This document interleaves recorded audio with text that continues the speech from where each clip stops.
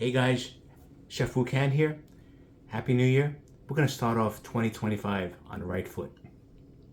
Obviously, everybody knows that with inflation, the price of groceries are going up through the ceiling, all right? And so it's best to learn how to get the most from your dollar, all right? So I'm going to teach you how to create simple dishes that are tasty, that are your favorites, and you're going to eat healthier, and it's going to be more nutritious. Well, our first dish will be a dish called beef with tomatoes in black bean sauce.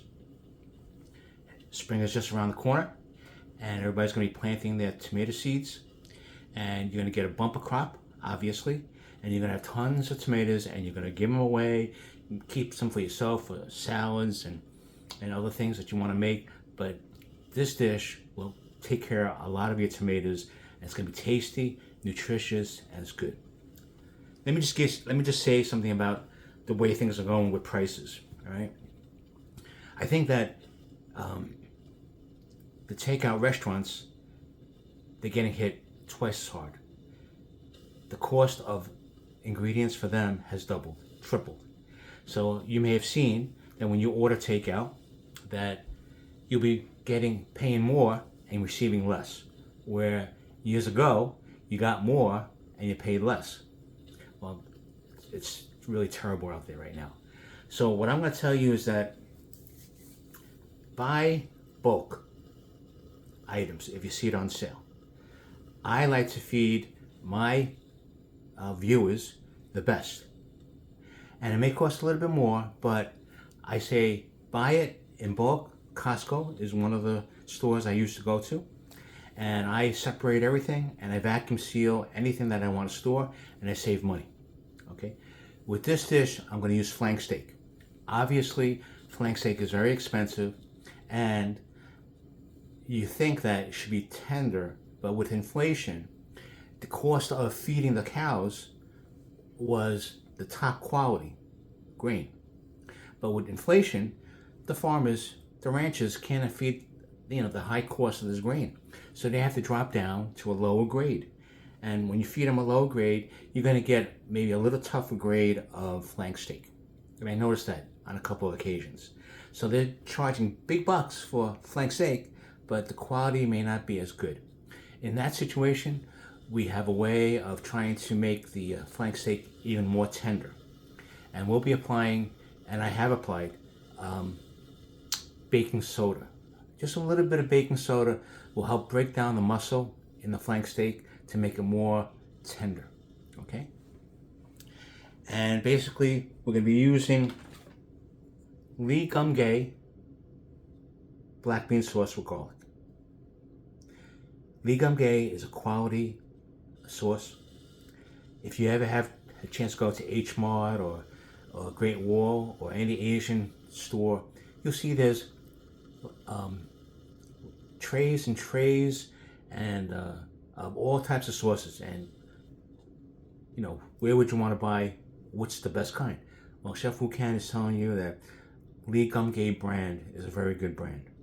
So this is already made, and all you have to do is just add this with a little bit of Lee Kum Kee oyster sauce, Panda brand, and basically we're going to also use a little bit of monk fruit, stevia monk fruit. This is a natural sweetener.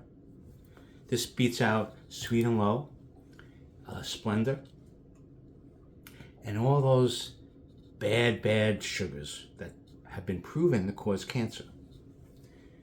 Obviously, garlic. We always use garlic. And I like the Christopher Ranch brand. They come in small packets, so you're not really wasting a lot of garlic. So if you open a packet, you can pace yourself with the use of garlic. But it's fresh, and I always like to use it. The worst case scenario, if you don't have it, garlic powder is just as good. Ginger. This is a piece of ginger. When you go to the store, you're obviously going to buy the whole root, and you may only need a little piece for your dish. But then what do you do with the rest? The rest, you basically put it in the refrigerator, hoping that you're going to use it again. But as long as it stays in the refrigerator, it's going to get dry. And then it gets dry, it shrivels up, then you got to throw it away. It's money down the drain. So basically, you get the whole root, peel it with a potato peeler, cut it up, stick it in a dish, in a sealed container dish, with any kind of wine, preferably a white wine, and that will keep the ginger moist for a couple of months. So when you need it, it's fresh. It won't absorb the wine flavor, but it will still give it the moisture that it needs. So I peeled it, and basically what I have here is the ginger and garlic that's been crushed, okay? Then we have a Shao Shing wine. This is a sweet wine, right? It's made in the province of Shing. I don't have the container, but I always add a little bit of wine and oyster sauce and a little bit of white pepper. And obviously, when we marinate the beef, we always add a little bit of cornstarch. That seals in all the flavors, all right? So when we marinate, we're gonna add thin soy sauce, we're gonna add a little garlic powder, a little white pepper, a little Shaoxing wine, right? And then we'll sprinkle a little bit of cornstarch and a tad bit of baking soda, mix it up with our hands, let it sit in the refrigerator for like 10 minutes, and that meat is really gonna be very tender and flavorful, okay? The wok. I know you heard a lot about, non-stick. I'm not an advocate of it. I'm telling you that non-stick is all sprayed on. No matter if they say it's on ceramic or they say it's on granite, it's still sprayed on. And basically, from the days when we were young, our mothers had found out about Teflon and they cooked with it like you wouldn't believe. So in all of us, we always have a little bit of Teflon in our bodies, and it doesn't get discharged from our bodies. So it's not very good. So I recommend carbon steel, stainless steel pots that the restaurant use, or cast iron skillet. And those are all natural. And as you use it, just like with the cast iron skillet, you have to season it with a little oil to prevent it from rusting, but it creates its own natural non-stick surface. Okay. So I want to get all this stuff out of the way, so I want to take care of you guys so you can eat better and healthier in 2025. And last but not least are the oils. The only good oil that I recommend is extra virgin olive oil and avocado oil. The oil companies have gotten word that everybody's switching to avocado and extra virgin olive oil. If you see on the label, under ingredients, with extra virgin olive oil, the words processed or refined, do not buy it. True olive oil is green, cloudy color. When it's processed or refined, it makes it clearer and it gives it a nice golden color. You don't want that because that extra virgin olive oil has been subjected to intense heat to get those colors, so it's more sellable. Okay, so you don't want that, right? You want extra virgin olive oil, pure. Yes, they may have mixed it with other countries. We can't control that. There are some olive oils that are just one country. You may pay a little bit more, but the ones from other countries, it may be a little cheaper, right? Avocado oil is not the avocado pit, it's the avocado meat that's been pressed, and that's a good oil. In terms of high flash point, in Asian cooking, you don't have to worry about high flash point, because by the time you add the oil and you add the ingredients, it doesn't give it a chance to overheat, all right? And my famous Chef Wu Can flavor profile is this. When you're using a salty sauce, balance it with a sweet. When you're using a spicy sauce, balance it with a sweet. And then if you have a sweet and a salty and a spicy, that's the ultimate. So no matter if it's Asian food, no matter what, Polish food, European food, Spanish food, Latin food, I guarantee you that everybody will love it. So always keep that in mind.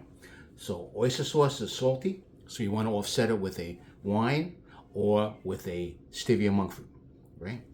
And spicy, always want to balance it with a sweet. All right, so let's go with this. This is called the beef with tomatoes and black bean sauce. This is the flank steak, right? This has been sliced up. So basically, you follow the muscle and you slice it across the grain. Now you want to slice it in a couple of strips because flank steak is kind of wide. So you cut the strips lengthwise following the muscle. Then cut it in half because now you will have strips of flank steak. Take that strip and then lay it on the chopping board and at a 45-degree angle, slice it at a 45-degree angle so there's more surface area. And the more surface area, the more the flavor will stick onto the beef. All right? Then we put it together in a dish. We add all the sauces, thin soy sauce, garlic powder, white pepper, right? A little Shao Shing wine. And then cover it with a dash of cornstarch to seal in the flavor. And we're going to sear it. And we're going to sear it at 90% done. Why? Because if you sear it at 100%, you still haven't made the vegetables or the sauce. So if you add those in and the meat is already cooked, the meat's going to be overcooked. Now you took a good grade of beef, flank steak, and it's now tough. So by cooking at 90% done, take it out. Then we'll cook the vegetables and make the sauce. And once the sauce and the vegetables are done, then we'll add the beef, and that extra 10% of time will make that beef perfect. It'll be so tender. I hate for you to spend a lot of money on flank steak and then it's overcooked. If you're going to do that, you might as well do it with a top round. Okay, because top round is very cheap, but it's very tough. All right, so it has to be treated even more with baking soda. So we don't want you to do that. We're just adding a touch of baking soda to the flank steak because you never know, what they're feeding the cows. It might be cheap grain and it's going to be a cheap cut, even though it's a very famous name of flank steak as very tender. Okay, so what we do here is we're going to set up the heat, and with the carbon steel wok, we can heat it up as high as we want. Okay, obviously this is a butane stove, and basically we do it the highest that it can afford. But we want to heat the wok, then we want to add the olive oil, and then we'll add the ginger and the garlic so that the ginger and garlic fuse into the olive oil, into the avocado oil for flavoring. Then we'll add the beef, and then we'll cook it about 90% of the time, and then we'll take it out. All right? So watch it and enjoy.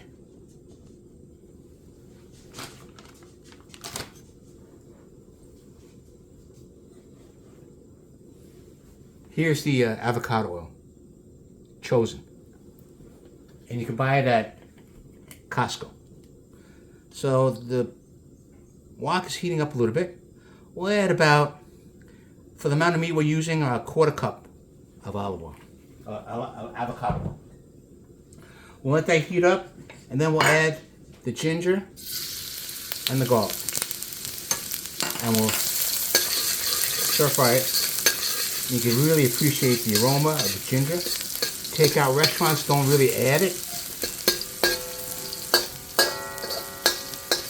So you want that flavor of the ginger and the garlic to go into the oil. But the key here is don't burn the garlic. Okay? You burn the garlic, you ruin the whole dish. Alright? So we'll add about half of it.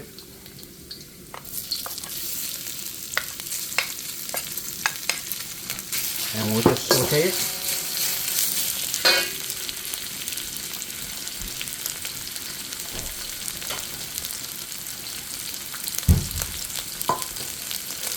Remember, we want to cook it, stir fry constantly so there's even cooking. Alright?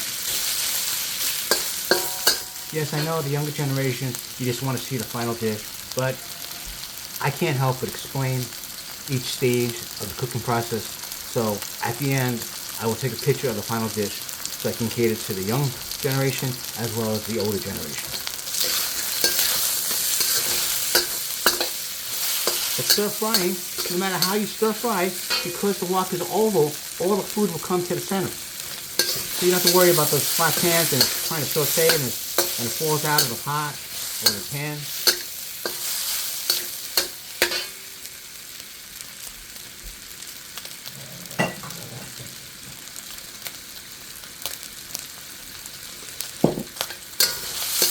So we want to cook it 90%.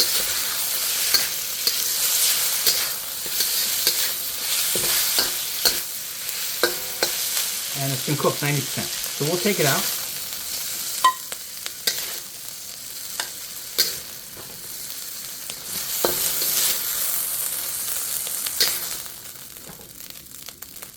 Now we'll add a little bit more avocado oil because we got a second batch of beef.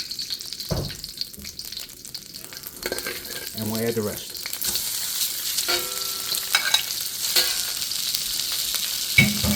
The amount of meat I use is a lot. So to cook all that beef, you would need a wok twice as large as the one I have now. So this is more manageable. Okay. Then, once we add the tomatoes and onions and make the sauce, we want to have a nice caramel color. So we'll be using Kum Kee dark soy sauce. Premium dark soy sauce. So although it says soy sauce, it may have all the components of soy sauce, but its purpose is just for coloring. Because you can see the color of the beef is kind of grayish brown. Not very appetizing. Alright, so we keep this on stir frying. We want to do this to keep even cooking.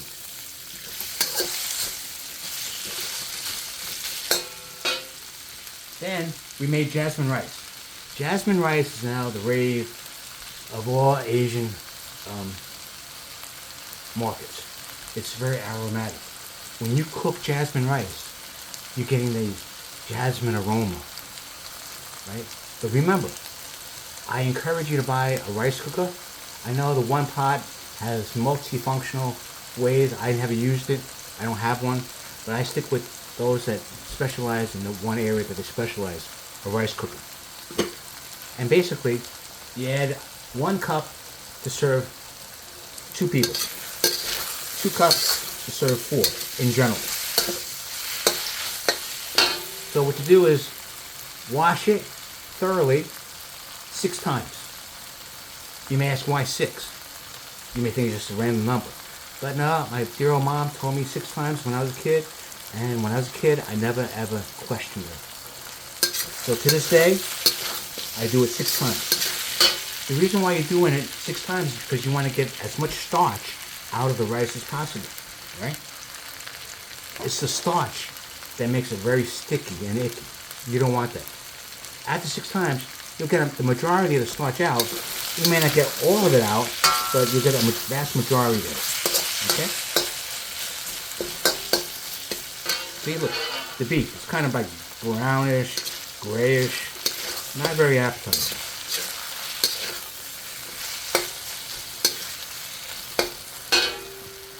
So then you put it in the rice cooker, add 1 inch of water. So you level the rice, put your palm down on top of the rice. If the rice comes up to your first knuckle, where all your appendages are, the first knuckle here, then there's enough water. And then put it in the rice cooker, press the button, and it will cook for 30 minutes. Once 30 minutes is done, it will shut off and go to warm mode, and then your rice is done.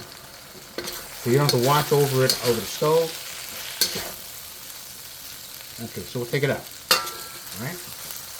So we'll keep the flavor of the beef in the pot.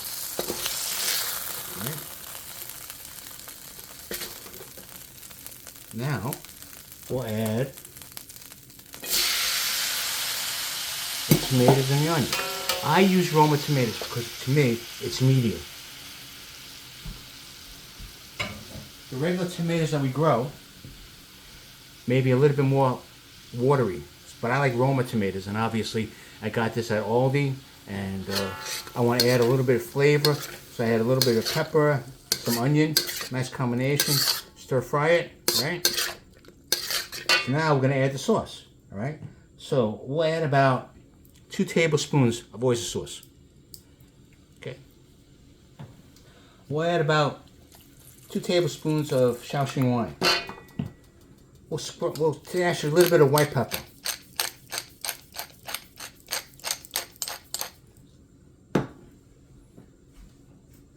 Then we'll add some thin soy sauce. And we'll add a dash of stevia monk fruit. So you're balancing the oyster sauce, which is the salt, with stevia monk fruit. Then we have the black bean sauce. So we'll add about 1, 2, 2.5. Okay.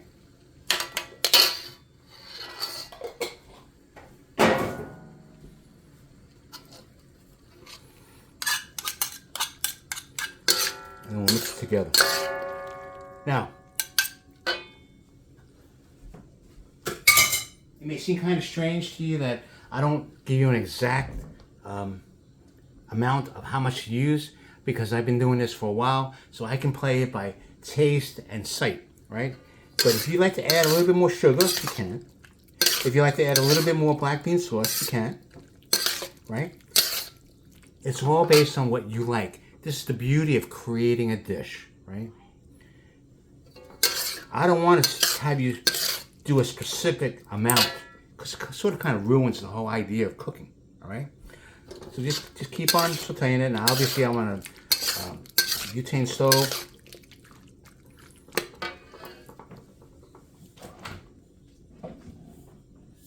And maybe I'll add a little bit of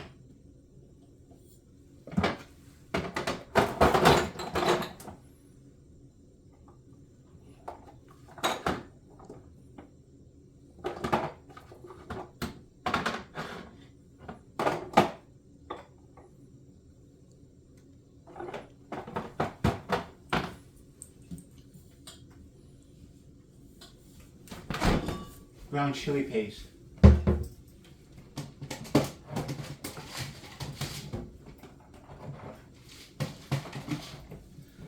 This is basically ground chili paste. It's basically ground up soybean paste with some salt, a little sugar, and it gives it another flavor dimension.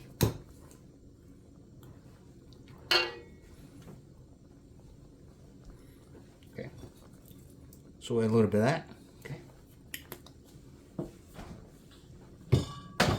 Once you start off with the basic sauces and you get pretty comfortable with it, then you can always experiment and try different flavors. Now this is great for a nice cold freezing night like tonight, right? It's Friday night, right? This basically, I used about 6 Roma tomatoes. I basically used 1.5 cups of rice. And as far as the beef, I used about 2 long strips that cut up in half. So basically 4 strips of beef. And I'll be saving you money. You know that when you make it, it's going to be so delicious. So after you stir it, after it heats up, obviously taking a little longer, then you can adjust the flavor. This is when you want to make it more saltier, add a little bit more soy sauce, more sweeter, add a little bit more stevia monk fruit. And you don't have to use stevia monk fruit, but if you're have type 2 diabetic, maybe you should consider it. But if you're not, you can just use regular brown sugar or regular sugar.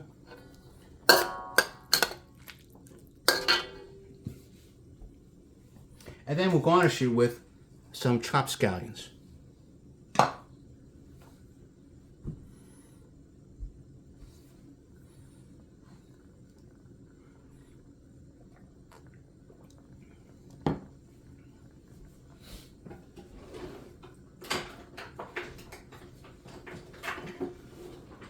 So the rice is ready. I'm just going to basically fluff it up. So basically you take the spatula dig underneath, flip it over once, twice, break it up, and this will give you the fluffiest jasmine rice you ever had.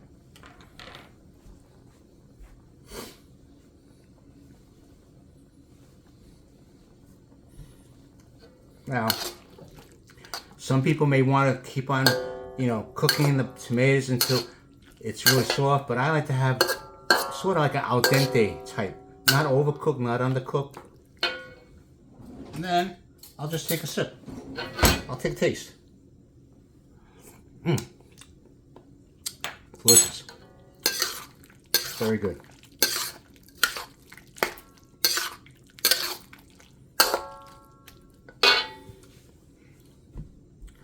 So we wanted to add a little bit of the dark soy sauce. So this is what will happen when we add it. We add a little dash.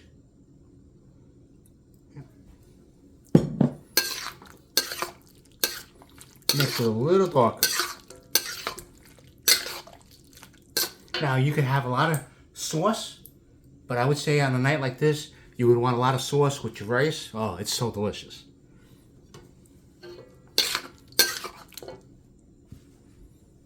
Taste it again.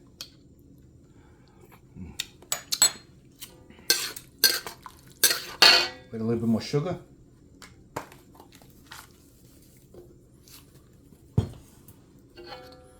A little bit more Shao wine.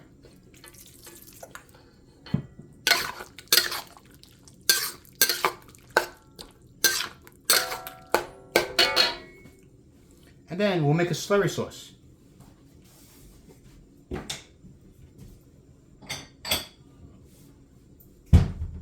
slurry sauce is basically using cornstarch. And for this amount of food, we'll use probably a tablespoon. And then we'll add a little water.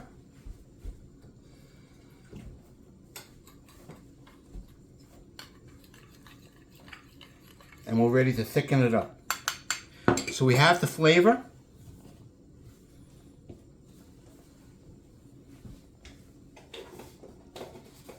We have the color. And we're ready to make the texture.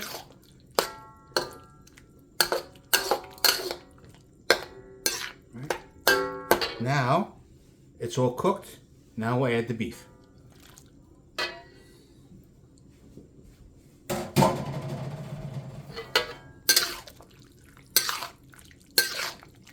Massage all that flavor.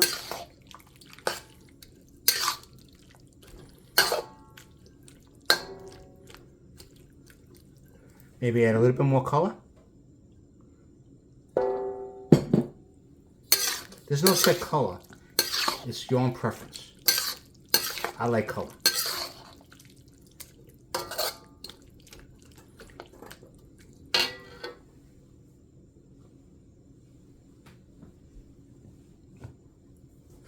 So let this cook, let's heat it for a little bit, and then I'll be right back.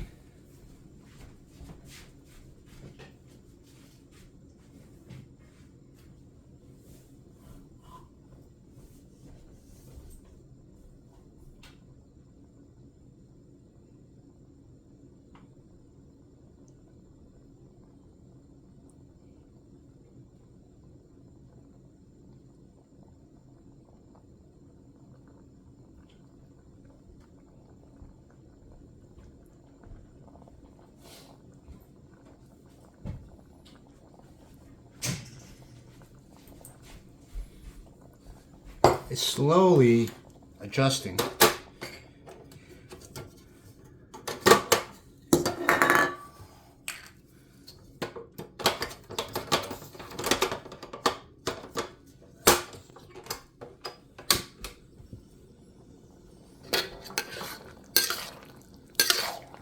Just mix it, get that flavor into the beef.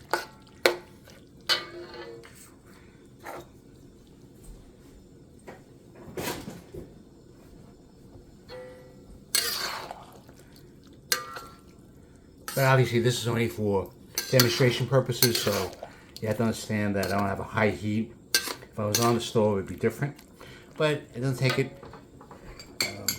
anyway. When I add the cornstarch solution. I might have to add a little bit more because of the volume. So I took 1 tablespoon. Now I'm just cooking the cornstarch, the slurry solution. And you want to cook it for an extra 15 seconds. Why? Because if you add the cornstarch and you stir it and then you serve it, it's going to be very pasty. You're going to have a pasty texture. You don't want that. You want to cook the cornstarch. So number one is you don't want to burn the garlic, and you don't want to undercook the cornstarch slurry solution. All right. Now I say the gravy looks really good because it will thicken it up when it cools down. So this is your dish. This is beef with black beans and tomatoes, and it's really delicious and it's really good. Okay. So if you guys have any questions, just let me know. But I want to spend a little time. I know it's been a little longer, but it's more information-wise. It's cooking. So we'll get our little dish. Serve a little jasmine rice.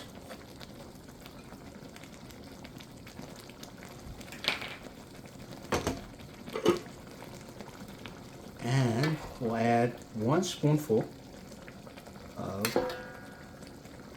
the beef. Look at that. Looks delicious, huh?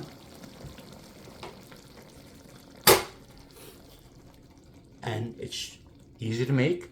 You save a lot of money rather than going out and being disappointed in what you get. And let me try it. Here's the beef. It's hot.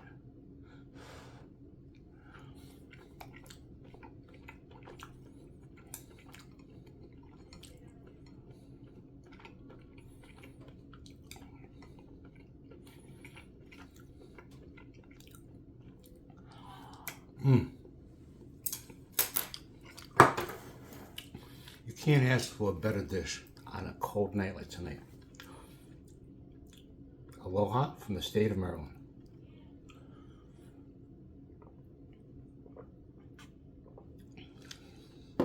So, during this time, basically, I teach at the local colleges, 2 colleges in Maryland, and basically I published a cookbook.